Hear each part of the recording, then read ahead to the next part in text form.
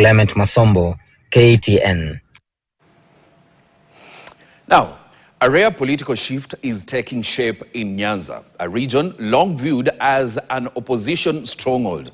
For the first time in decades, significant political voices from the region appear to be speaking in one voice and in support of President William Ruto.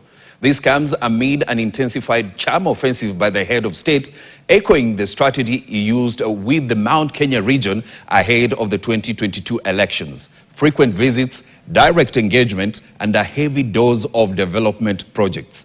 Our Nyanza Region reporter, Bramwell Bwire, now reports on a historic political realignment and the development trail, blazing across the Nyanza counties. It is a political turnaround few predicted and even few thought it possible. From Kisumu to Homa Bay, Migori to Siaya, President William Ruto's presence is no longer seen as intrusive but increasingly welcome. Just Thursday, Governor James Orengo became the latest leader to hop into President Ruto and Raila Odinga cooperation after visiting the president at State House Nairobi in the company of other leaders from Siaya County. Ruto. In just under 3 years since taking office, President Ruto has visited Nyanza Region more than any of his recent predecessors. Each trip accompanied by tangible pledges, hefty development packages, and symbolism of political inclusion.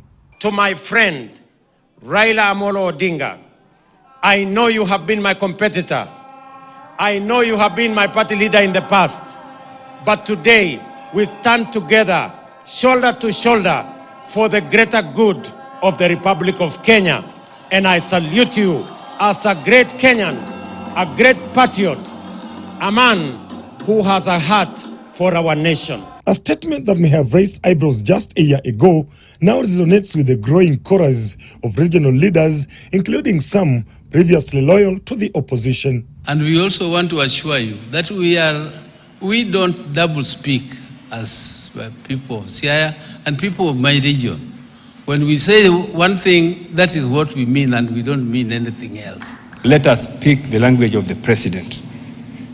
If we go out there and then we start to speak like what Rigathi Gachagua is saying, I think then we are undermining the president. And I want to agree with you that if you give me a choice between Gachagua, Kalonzo, Matiang'i, etc.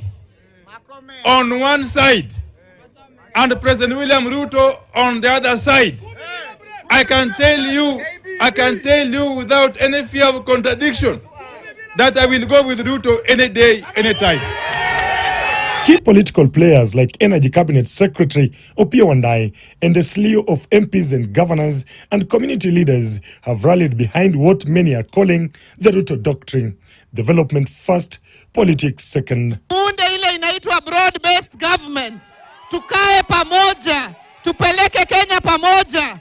Na sisi kama watu wa Homa Bay tunaunga hiyo mkono maradufu. With more trips reportedly in the pipeline and the fresh pledges in sectors like cotton farming and market upgrades, the question now is no longer if Ruto has won Nyanza's leadership, but how deeply has he rooted himself into the region's future. Bramwell Bwire, KTN, Kisumu. Yes, time now to take a look at what is in your